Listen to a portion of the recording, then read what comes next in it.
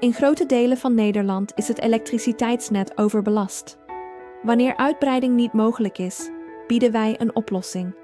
Tijdelijke, emissievrije waterstofcontainers die onafhankelijk functioneren van het net. Schaalbaar vermogen, direct inzetbaar. Als het net vol is, stopt uw project niet.